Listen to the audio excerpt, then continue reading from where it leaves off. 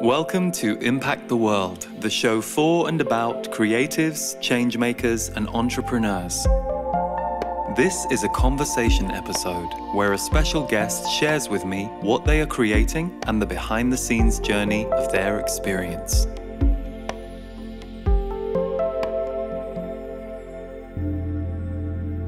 Hi, welcome to Impact the World. My guest for this show is not only a friend, but also somebody who wrote one of my favorite spiritual books, Anita Moorjani. And the book in question is Dying to Be Me.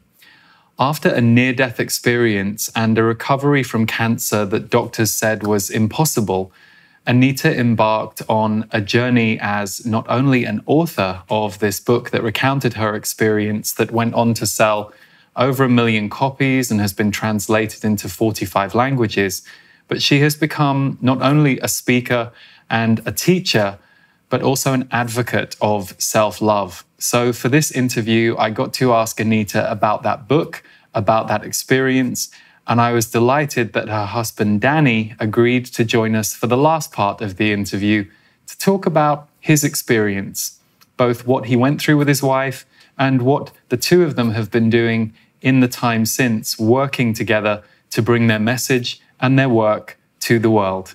Hope you enjoy.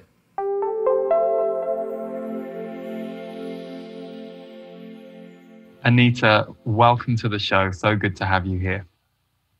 Oh, wow. Thank you for having me here. I just adore talking to you. So this was such a pleasure. Same.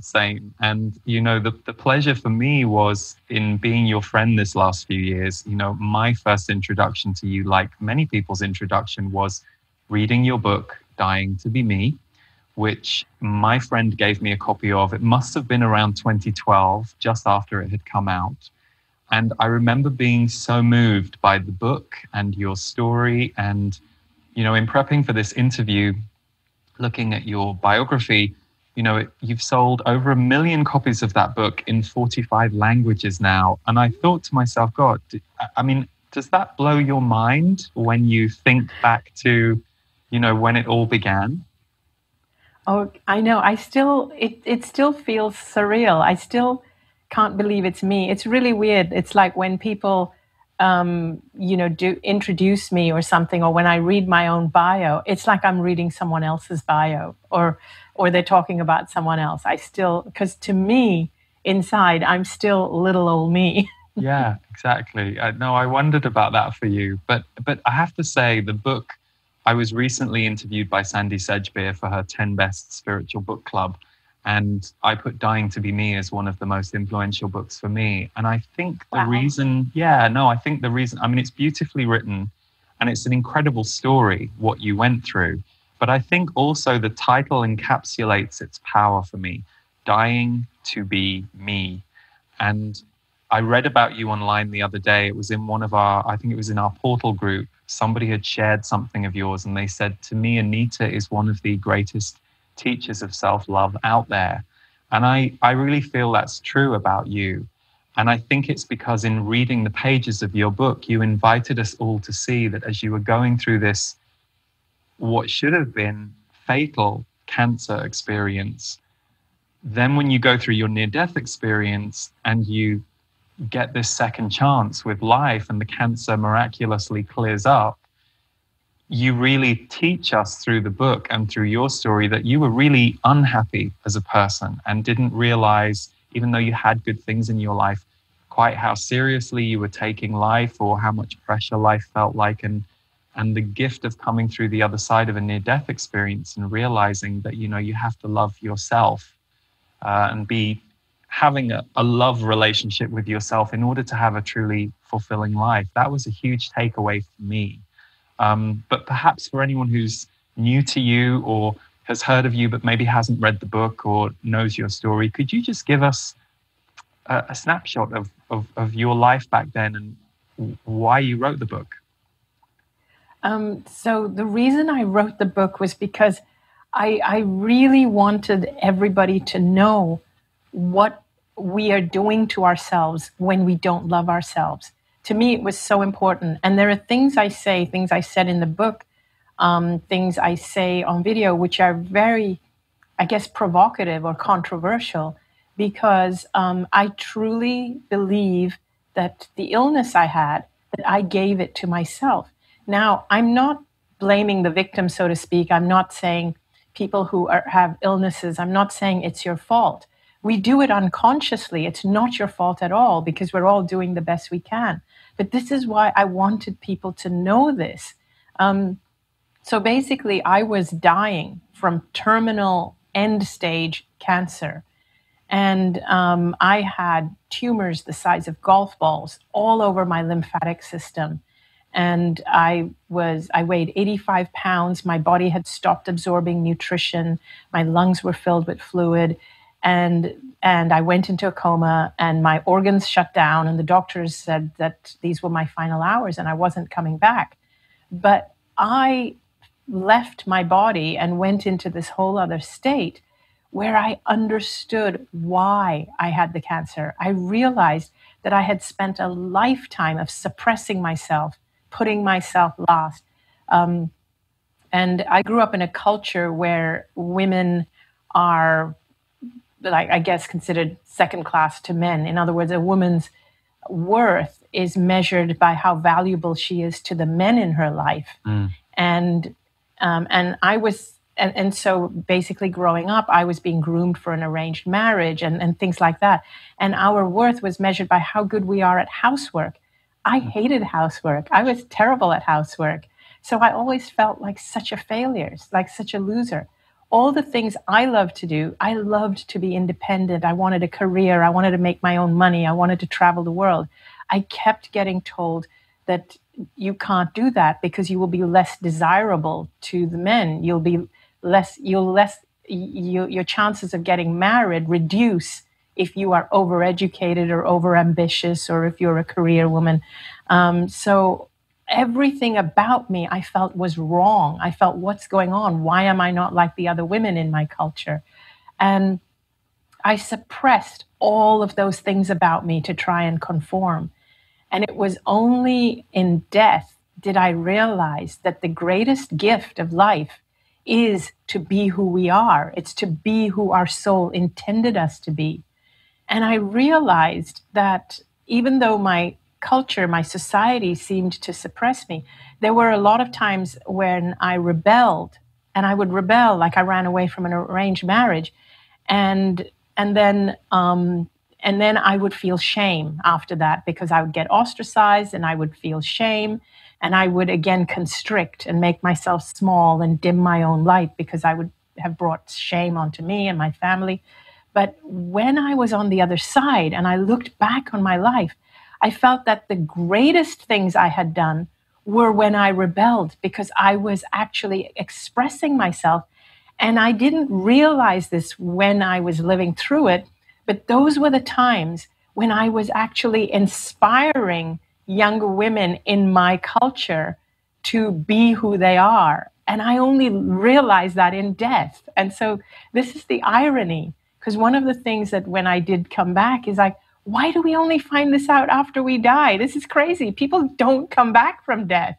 Okay, maybe I did, but you're not supposed to come back from death. So I realized that actually we come into this life at birth knowing this. We know that, okay, I'm going to be different from everyone else. I don't want to conform. I want to teach people that it's okay to be different.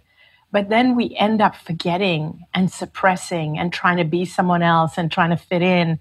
And then we start fearing not fitting in. We start fearing disappointing people. We start becoming people pleasers, doormats.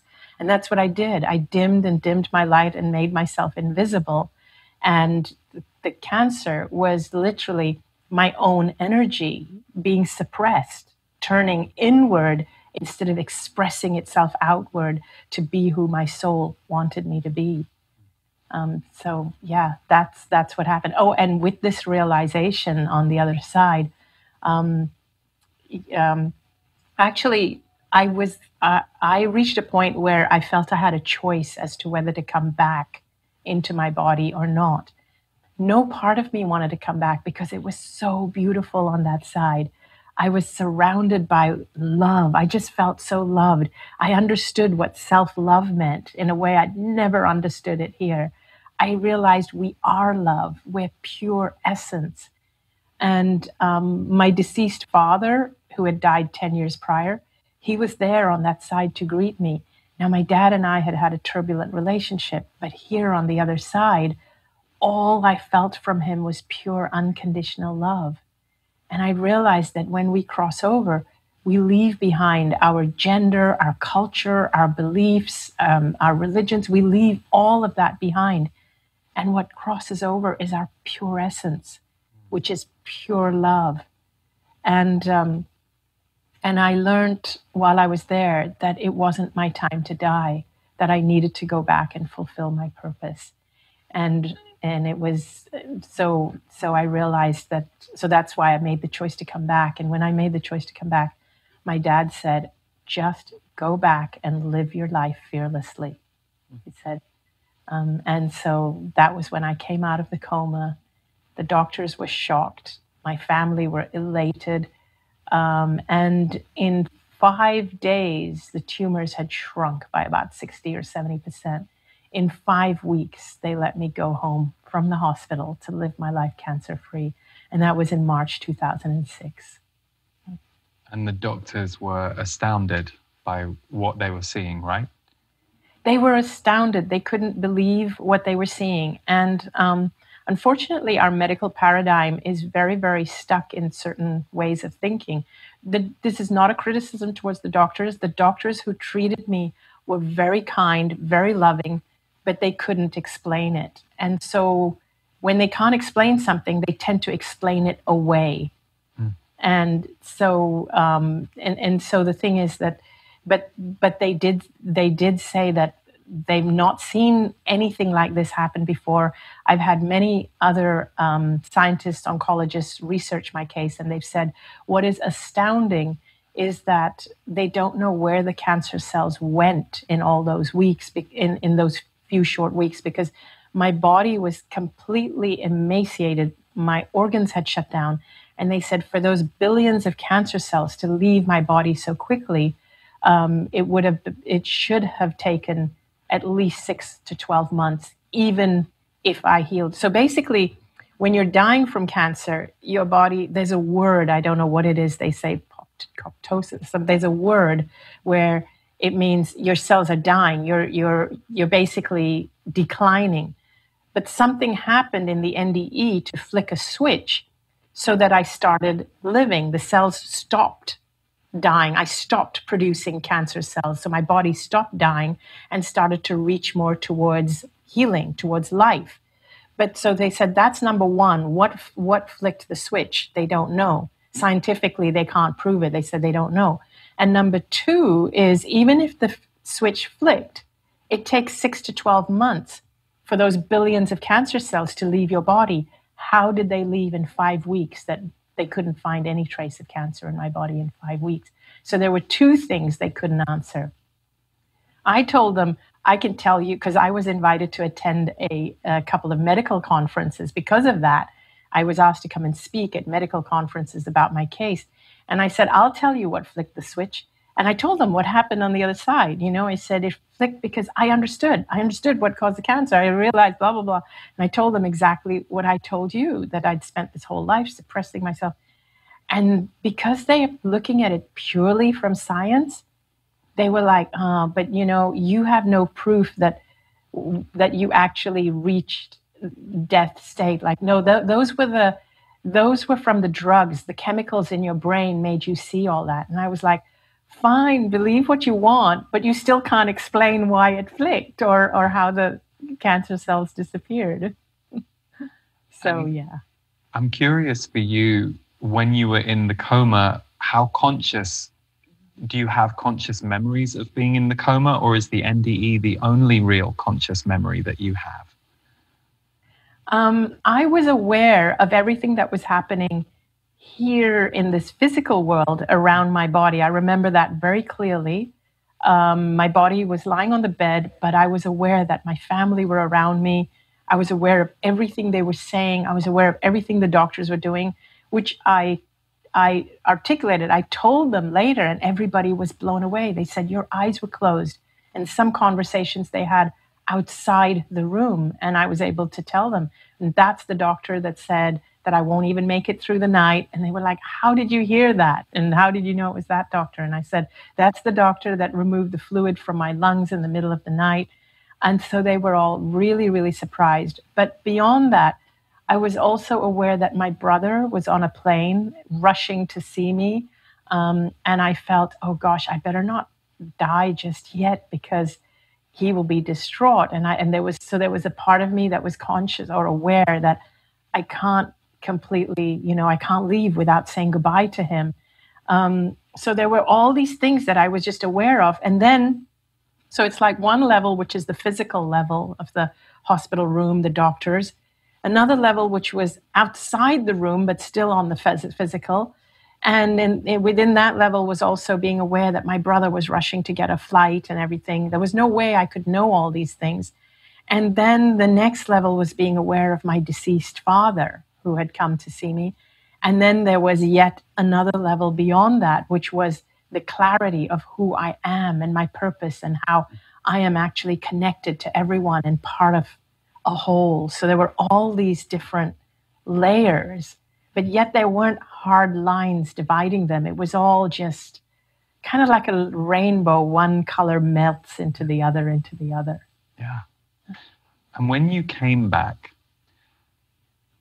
was there a period of time where you had to calibrate somewhat to the world again? Or did you come back completely like, I'm fearless, I'm ready, here we go? Or was there like a period where you and your body had to recalibrate to this enormous experience that you'd had, which it was a near-death experience, but is very akin to a spiritual awakening that other people describe without having the death symptoms? I know it can often be a journey to come back from something like that. Yeah, it was a huge journey. So one of the things I learned is that being alive is much harder than being dead. It's like being in the body is much harder than being in these ethers. Like these ethers, it's like, oh, this is lovely. You have to come back down here and apply it. Yes, it was a journey. So at first I felt like I had one foot on each side. So the first few weeks, it was really surreal where I would just cry at everything, but not sad. It was like, oh, wow. It was almost like, wow, I'm getting a second chance, but it's like, I now know. It was like I was given the keys. I was given the instruction sheet. It's like you come into life the first time and you're not given any instructions. It felt like I was given the instruction sheet on how to do it this time. It felt like heaven on earth in the beginning, in the first few weeks. So I want to say it was a bit like a honeymoon period because I did run into issues after. So at first I was elated. I was like jubilant. I wanted to shout it from the rooftops because honestly, I thought I had found the cure for everything. Everything. I thought nobody needs to suffer. Nobody needs to get cancer. Nobody needs to, death is beautiful, but you don't have to struggle with life. And I had a renewed belief in so many things, and those beliefs, I still have them till today, but the roadblocks came from the other people. So that's what my struggle has been. But that state that I came back with, I was jubilant because I realized that nothing is random. Like we're constantly being bombarded with stories that tell us that we are victims. In other words, when you listen to the news, you're constantly hearing, like currently as we're doing this video, we're constantly hearing about people dying of COVID, getting COVID, exactly. Blah, blah, blah. But basically, even when you are generally exposed to this three-dimensional world we live in, we are being given messages that are what I call three-dimensional messages or five-sensory messages. We are actually not five-sensory, three-dimensional beings. We're much more than that. We've come here with a soul. The soul has a purpose. The soul partakes in the decision of when to leave your body. You're not just going to die just like that unless your soul has agreed to do so. But whereas when we get these messages, we're walking around living as though we are victims of our circumstances, that, oh, I could get cancer at any time. I'm a victim of cancer. I'm a victim of COVID. I could die at any time. Those messages are not true. And so the problem is, when I started sharing what I was sharing, people would feel that what I'm sharing is dangerous because it goes against, it was like people would say, oh, what you're trying to say is that that we don't have to worry about getting cancer, and you're telling people, and this is dangerous because you're encouraging people not to go seek treatment and stuff like that. And I was like, no, you got to do what makes you feel good. If it makes you feel safer to go and seek treatment, go for it. But Absolutely. but the thing is, and I'm fine with that, I don't want people to feel fear of anything. But the whole point is, why did you get sick in the first place? Why is it that when people do get sick and then the doctor cures them with pharmaceuticals, they're told they're in remission? And then they're told they're in remission because it can occur again. But whereas when we get down to finding out, why did our bodies do that? Why did our bodies turn against us? We can actually heal from the inside out. So there's, I know I'm kind of going all over the place because I get excited about this. But for me, what started to happen was that I started to realize that I couldn't share my message with everybody. It was a lot of the things I was saying and speaking about beautiful things on the other side and all. A lot of people interpreted my message as being dangerous. And I thought, that's not what I came back to do. I came here to alleviate people's fear and to teach them how important it is to love themselves. And because when you love yourself, what it means is not just about loving your body. It's about loving the whole you. It's about loving your soul. And when you love yourself, you allow yourself to be who you came here to be. Because we are all facets of God or facets of the universe or facets of source, whatever we want to call it. All of us are facets of that. When you don't love yourself, you don't allow that source to express itself through you. You suppress it because you don't love yourself. You think there's something wrong with you. You feel you need to meet other people's approval. And so you don't express who you came here to be. When you love yourself, you allow God or source to express itself through you. And I feel we don't have a right to deny God or source to express itself through us, which means we don't have a right not to love ourselves. Mm-hmm.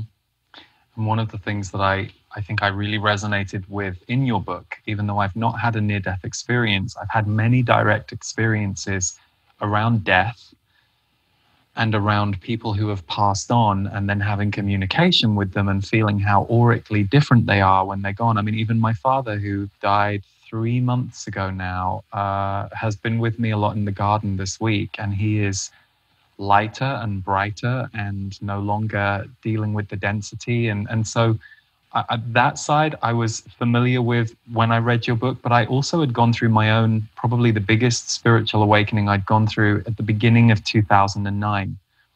And it was identical to how you felt for about 3 weeks, for about 3-4 weeks. And there was I was euphoric and nothing, there was no problem. There was no anything.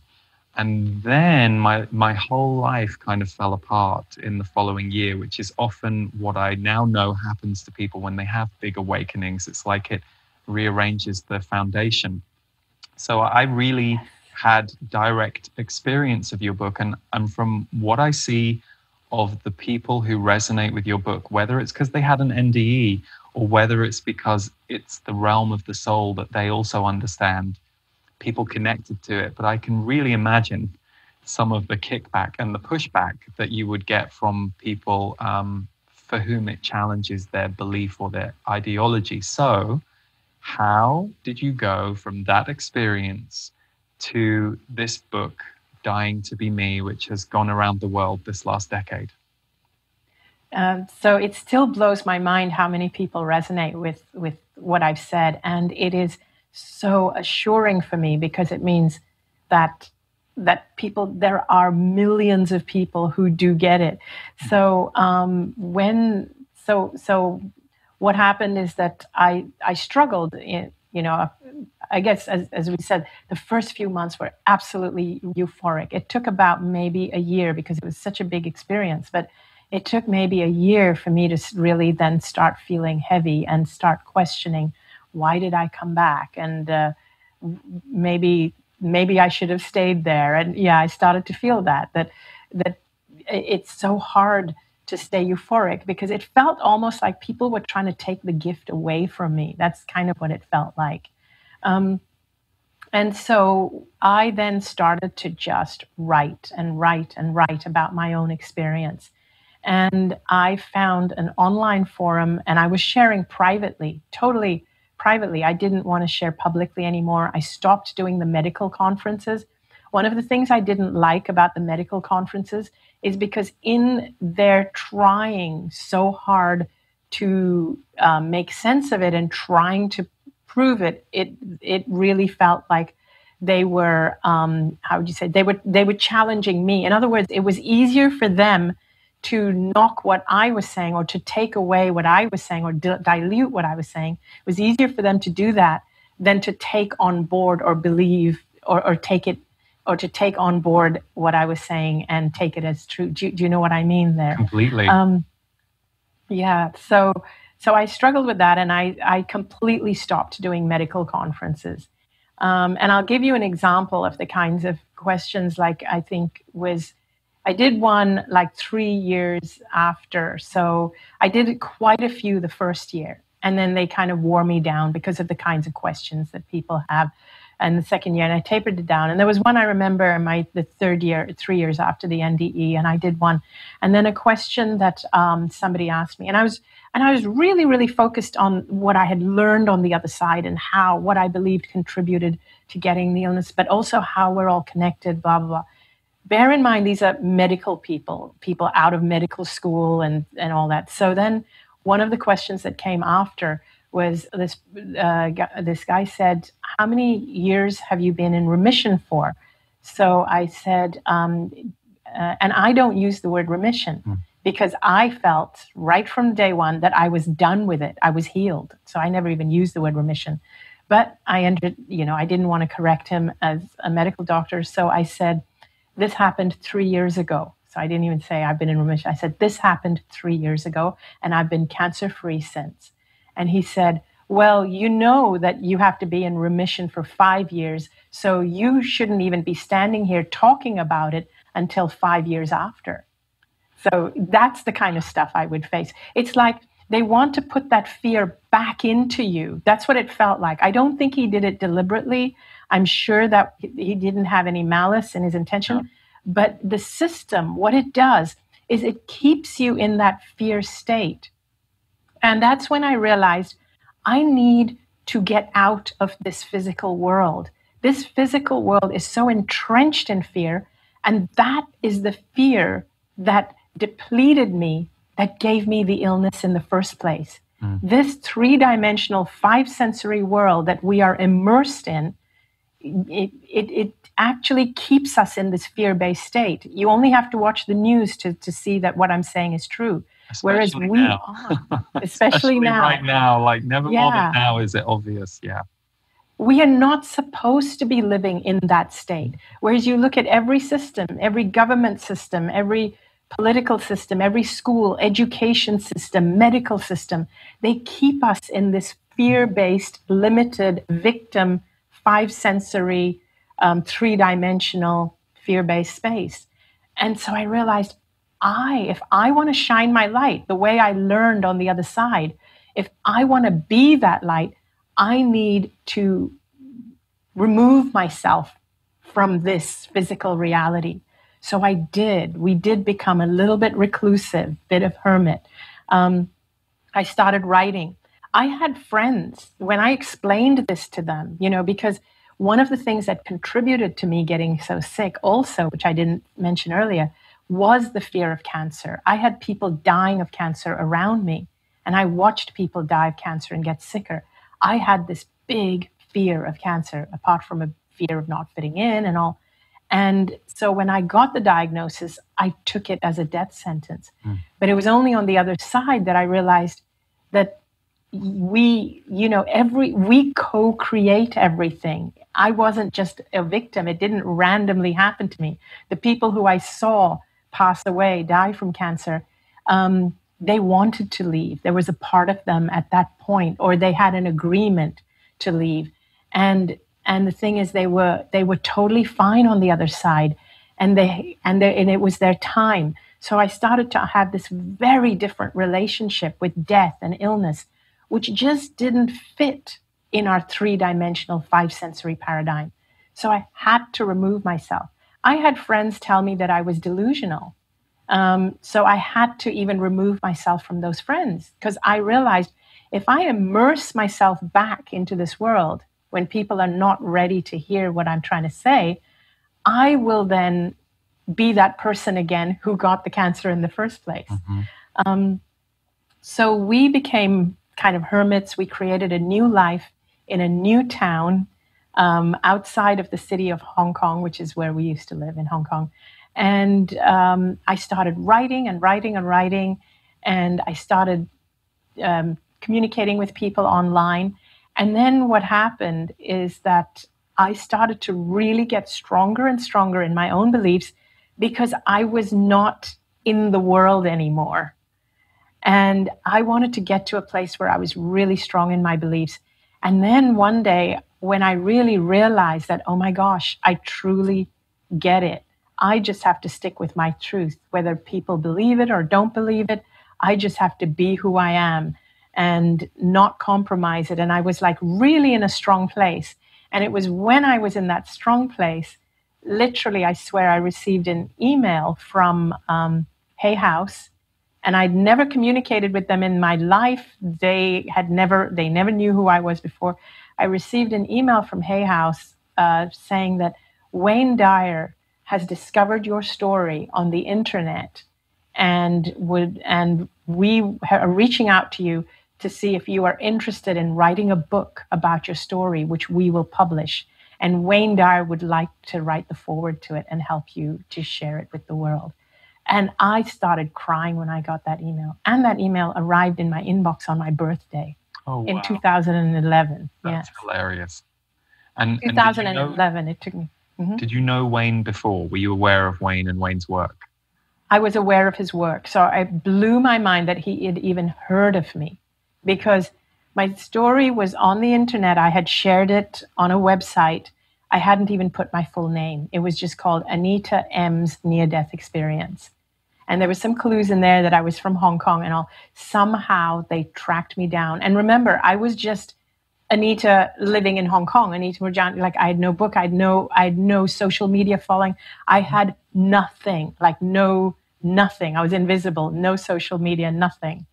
I was living in a small town, a small village in Hong Kong. And to get an email to say Wayne Dyer had discovered my story. So that was it just blew my mind. It was like, oh my gosh. And it came literally on the day where I felt, I think now I'm ready to share my story. And it was my birthday, March 2011, March 16th, 2011. That's amazing. And I always feel with those things that we get ready not just because we're ready, but because some part of us knows that over there on the left, events are lining up so that when we're ready, we can step in and we start to sense it. Like I always feel that it's not just that we got ready that day so the email came. We got ready that day because the email had been being talked about for a week. So it's like it speeds us up too. I always feel that with anything big that's being shared with the world, it's like I always advise creators who are like, oh God, the book's just not flowing. I'm like, well, then it isn't time for you or the world. Because if it was time for you and the world, the book would flow and it would come out. Like, I firmly believe that when it's something that's supposed to connect with other people, it's always bigger than just you. Yes. In fact, can I share something about that too? So when Wayne and I finally spoke, so I was so blessed. I got to travel with him for 4 years. He was my mentor for 4 years. But he said to me, do you know how hard it was to track you down? And I said, well, yeah, I guess I can imagine, because there was no information about how to track me down on those pieces of writing. And he said, it took Hay House 5 months to track you down. So what was interesting to me is it took Hay House 5 months to track me down. But the day they tracked me down was the day I was ready to share my message, and it was my birthday. So it was so interesting, because it was that birthday that I decided I am ready. I am ready to do this. It had taken me 5 years from the NDE to the day that I decided I'm ready to face the world again. And that was the day I got the email. And it took them 5 months to track me down. 5 I love that. Yeah, but it was so interesting that the email, that, it's like they wouldn't have tracked me down earlier because I wasn't ready. So it was, yeah. So it's just so interesting how it happens. I'm curious, Anita, how, and in a moment we're going to bring Danny into the conversation, because I wanted to hear how all of this was for Danny too. But I'm curious for you. Your last decade has seen you become a speaker, an author. You've created audio meditations. You've taught on video. You have a community, a membership community. What, none of that was necessarily part of your vision. I know that you were a cultural trainer before, so training people and teaching in some way was part of you. But were you nervous going into any of these things? Like with each new foray, did you feel any nerves, or were you able to just embrace it all as an adventure and just kind of keep going until it's now all built around you? So a lot of it is the latter, that it's just sort of built around me. It's happened organically. But when Wayne Dyer first introduced me to the audience on stage the very first time, which was the end of 2011, because he discovered me in March 2011. And then in October, Hay House flew me to Los Angeles to an event where Wayne Dyer was speaking.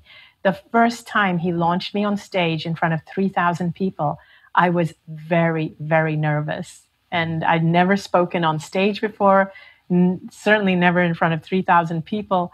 And so I was really nervous. And it was, so when he pulled me up on stage and he told me to share my story, I started stammering. And he said, "What, are you scared?"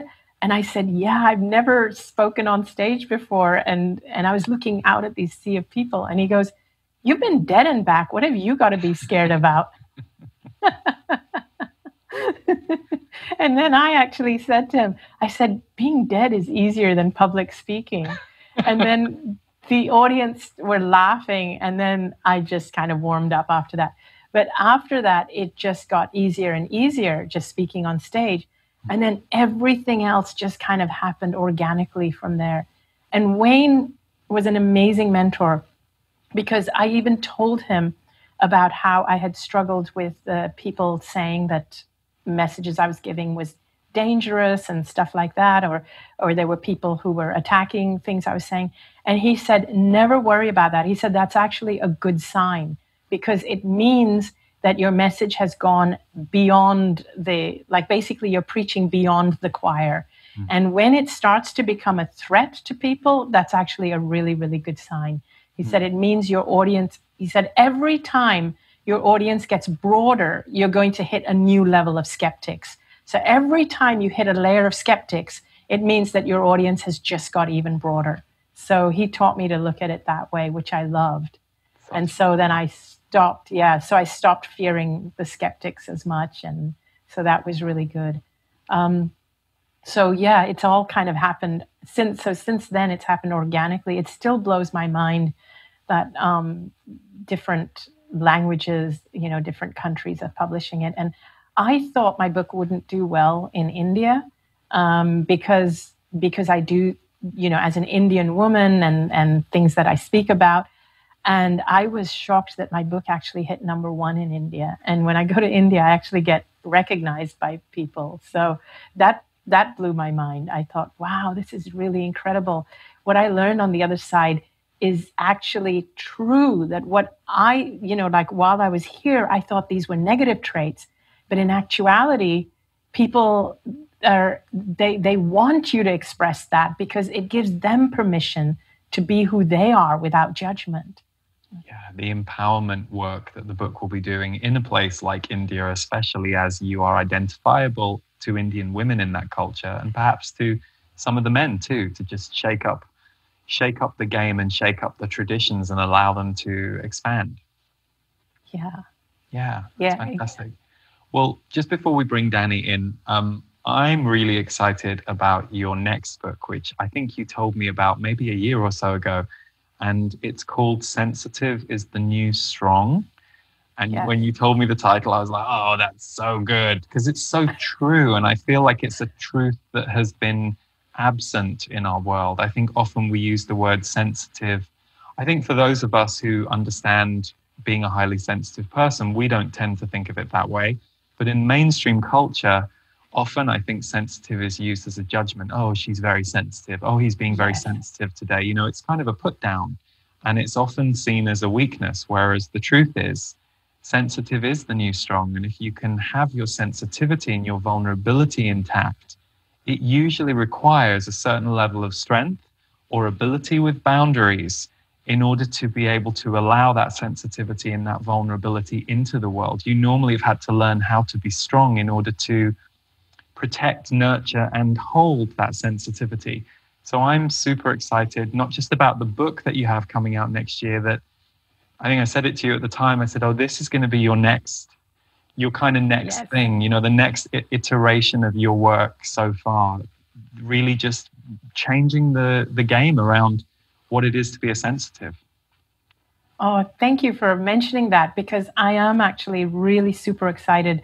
Again, not just about the book, but the direction, because I feel I'm just getting started. This is interesting. I feel the last 10 years has been to prepare me for now, what I'm going to be doing now, for this new phase of the direction our world is going in. Because, and the subtitle of the book is The Power of Empaths in an Increasingly Harsh World. So, the reason for this book is because one of the things I realized over these last few years is that I am an empath. I hadn't even heard of that word until a few years ago.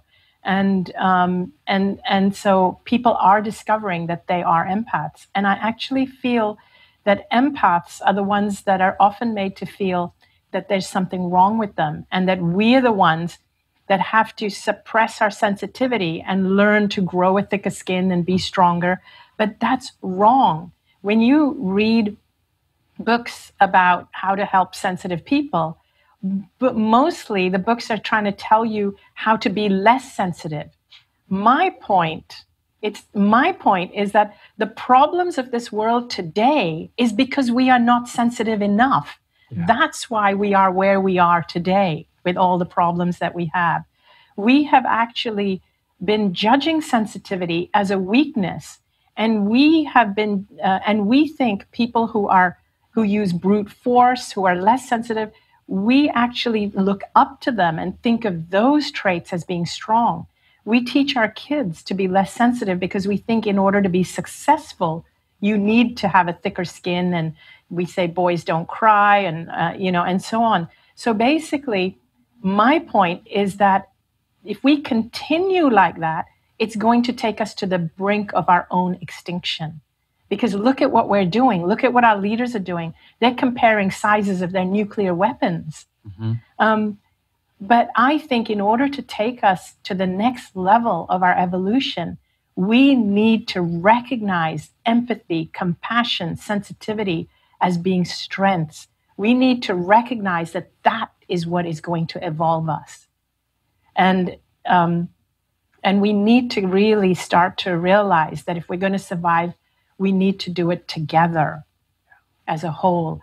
And so that's really what's, why I'm so excited about this, is because that is my focus in the next phase. And I think it is so needed.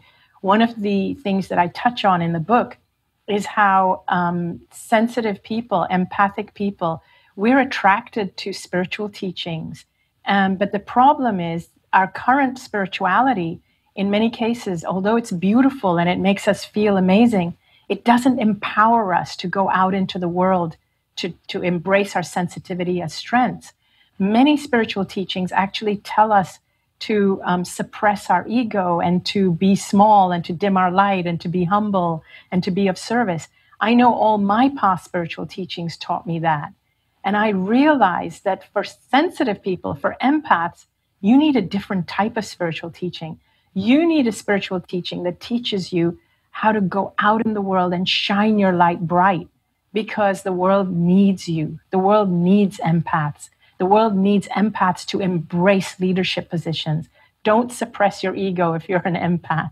You actually need to be out there in the front lines. We need a different kind of spiritual teaching for empaths and a different kind of spiritual teaching post-2020.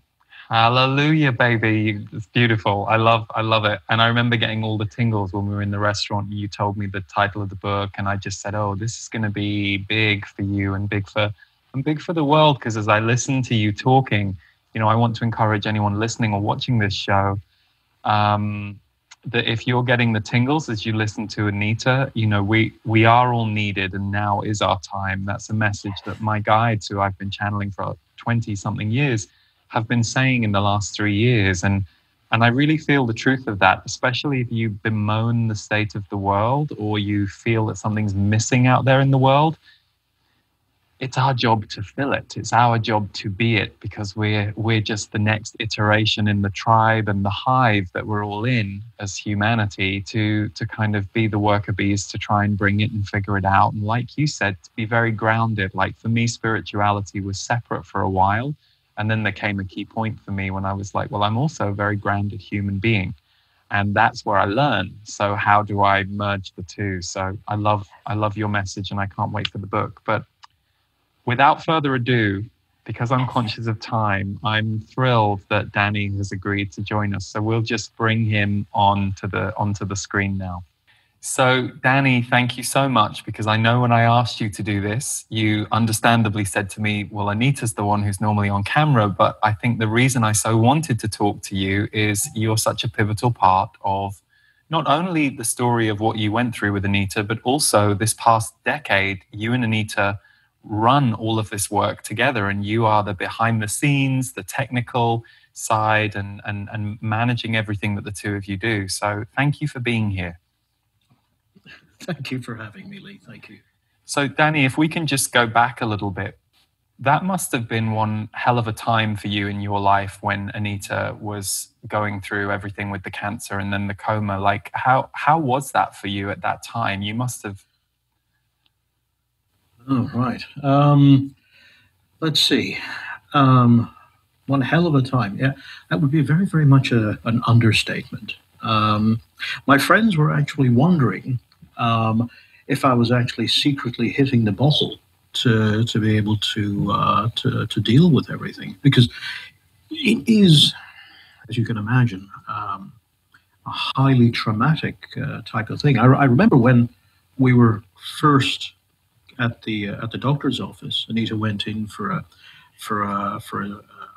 what would have been a run-of-the-mill checkup. She said she had this swelling on her neck, and so I went in when the doctor said, "You better come."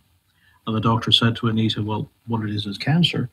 And I had to be strong for Anita, because she had a meltdown right there.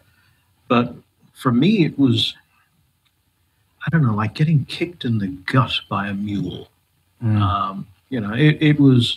It completely knocked the wind out of my sails. It completely crippled me. But, one doesn't let it show, because it's a case of, all right, this is about Anita. This is not about me. So it's, I don't know. What's the word? At the end of the day, it's... Well, you had to be the rock, right? You want to be the strong partner. Well, it's not a case of I want to be the strong partner. It's a situation that one is just thrown into, and one just does what one does. We've heard of lots and lots of people, lots and lots of couples, where as soon as something like this is a diagnosis from one partner, the other one just bails. I remember just after Anita was given the all clear and the local media in Hong Kong started picking up the story, we got a phone call from somebody quite at random, somebody we've never ever met. And this person said, I'd like to take you out to lunch and chat with you. Well, okay, when a random stranger rings you up and says they want to take you out for lunch, it's like, why? What have you got to say? And, there was a thinking, okay, all right, let's explore this, but rather than me coming out for lunch to your home, you just come down to my club and I'll buy you lunch and you can tell me what you want.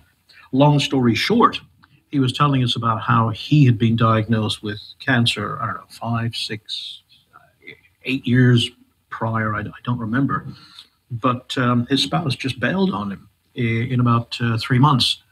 And I thought, oh, well, okay, all right, there's 7 billion people on the planet. That's 1 in 7 billion. A week later, it went to 1 in 3.5 billion. And then I heard more and more and more and more stories, and it's like, now it's really scary. It's something like 1 in 300,000 people tend to bail. It's, and I can understand, but at the time it was a case of, okay, all right, Anita's not well. I'm going to do whatever I can to support her. For you, it wasn't even an option to bail. That's the thing I love about him. He didn't even treat it like an obligation. He never resented it. He was just there as if there's nowhere else he'd rather be. Yeah. I guess somewhere I'd actually read the contract, it says in sickness and in health. I actually read the fine print. Well, and you've been married 24 and a half years, Anita just confirmed for me. So Has it been that long? Yes, and we're still together. My God, you're still talking to me. I know, it's shocking, isn't it? Oh my God. So I mean, I have to buy you a card or something now. More than that. Sorry. No, it's great. Danny, I was going to ask you, obviously, when Anita comes back from the coma, it must feel like a miracle and a relief. But I'm curious, when she told you what she had gone through with the near-death experience, how was that for you? And was that something you'd heard of, or was it completely new to you? And that must have been quite a mixture of feelings you were having at that point. Well, when Anita first opened her eyes and she started telling us about this experience that she'd met her dad and all this type of stuff, I tended to take the more scientific approach, which was, okay, we know that with the amount of cancer cells that were going through Anita's body, we knew that she'd had fluid buildup in her lungs. Breathing was incredibly difficult. Her oxygen uptake was incredibly low. And it was like, okay, all right, a little bit of brain damage. Obviously, difficulties in comprehension what was going on. Quite normal. But as she started to tell us more, she very quickly mentioned a conversation that I had had with her doctor. She was in a coma, or she was already in a coma in the hospital at the time. She told me a conversation I had with her doctor. Now, this wasn't in her room. Now, she had a private room. The door was shut.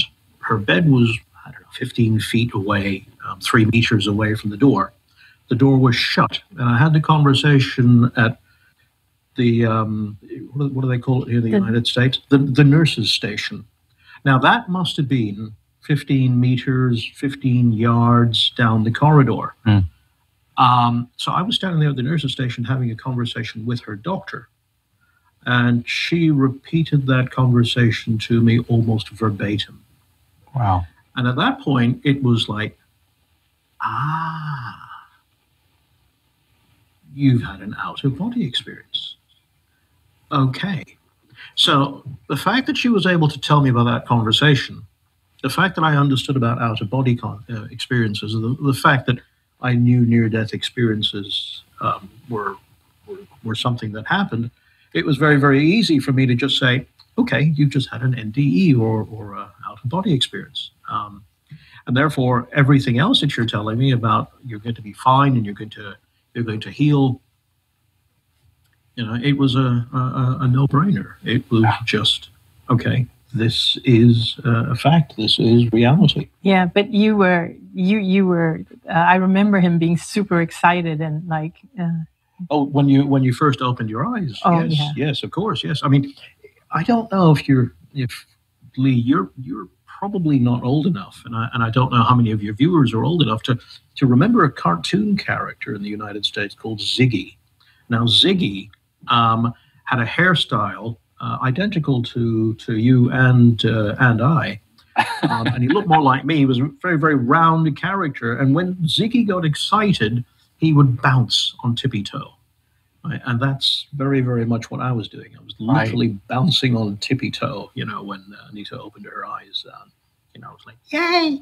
I'm not surprised. And it's interesting because one of the things that then happened is when Anita writes this book and this book goes out to the world, in this past 8-9 years, you have been there at Anita's side, working with Anita on all of this. So even though you're often behind the camera or behind the sound desk, or if it's a live event, you might be running the beautiful backdrops that you guys use that are animated and video, and you're very much together, the two of you, in this together, doing this together, making all of this happen, even though Anita is the front person for it. So how is that to be a couple who are working together to bring this to the world? How is it for you, Danny? Oh, I'd say that it's very, very rewarding to be able to, as you quite correctly say, my preference is to be on stage, but behind the curtains, or up in the sound booth, wherever. But when Anita finishes her presentations, her live presentations, and I get the opportunity to walk around, during her book signings or during the breaks, for the most part, most people have no clue who I am. I'm just another face that's in the crowd, and it gives me an excellent opportunity just to listen in to what people are saying, and I've always been one of these people that's thought that if I can do something to put a smile on somebody's face, that's pretty much made my day. And I'm listening to people saying how just listening to the presentation or doing the exercise or the meditation or whatever has made such a profound change.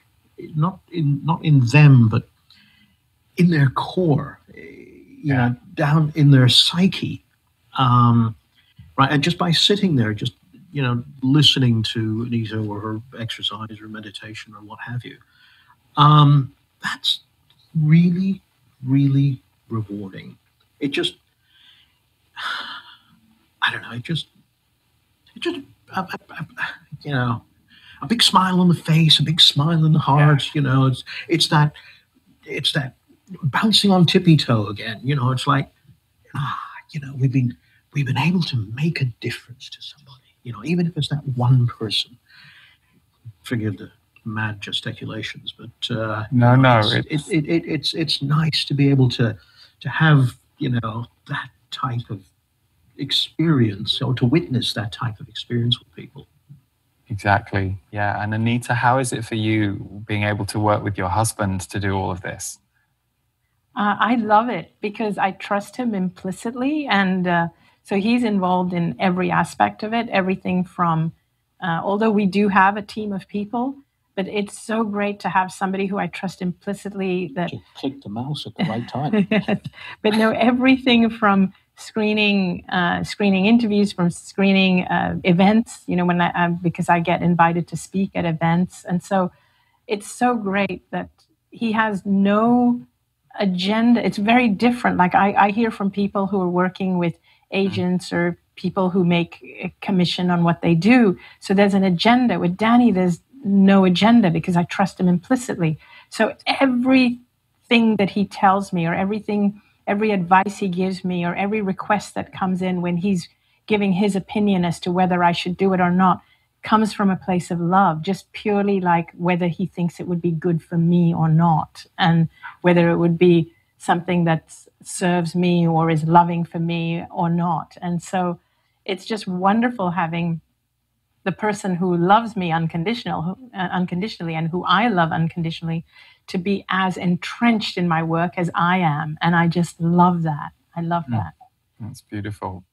And unfortunately, because of time, we're going to have to draw to a close. But before we go, I just want to thank you both for, Danny, especially to you for agreeing to come and be a part of this and to speak to us. But for all that you've done to impact the world, and knowing you personally the way I do, I just really appreciate with both of you your kindness and generosity as people, because it's always important to me that those values that work holds is also mirrored in the person in real life. And you two both have that in spades, as well as making me laugh. Of course, it's the British humor, but I'm curious, what are you both excited about for 2021? What are you each looking forward to in 2021? Danny, maybe we'll start with you about everything you're doing together. Oh, that's a tough question. I'm actually going to defer to Anita here. Very good. She's got the bigger picture. I'm merely the mouse clicker. The mouse clicker. I like that. Danny's very detailed, so I'm more the visionary, and he's the one that puts in the steps to make it happen. And so, even though, as I said, we have a pencil yes, and even though we have a team, it then, he's the one who kind of devises the steps. But I think what I'm excited about is growing our platform. I thought that's one thing you would be excited about. Absolutely. Because he's super excited about that, growing our platform. Mm-hmm. The other thing I'm excited about is my new book, which launches in 2021. I feel that's the start of a whole new phase for me in talking about sensitivity and how it affects our health and everything, how it affects our world.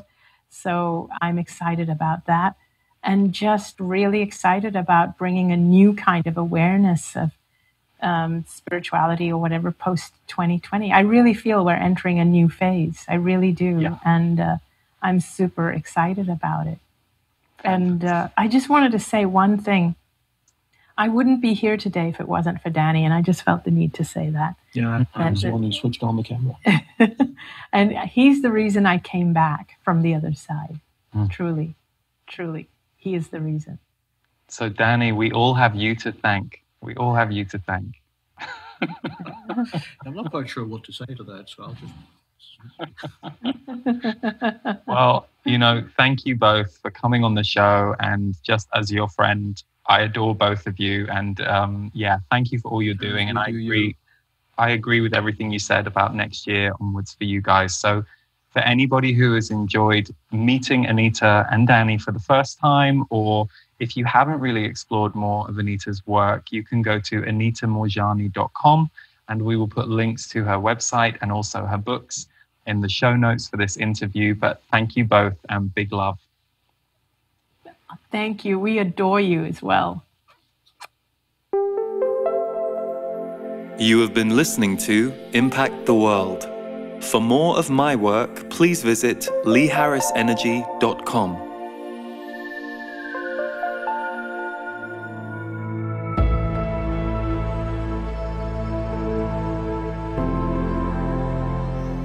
This August, I'm doing something a little bit different.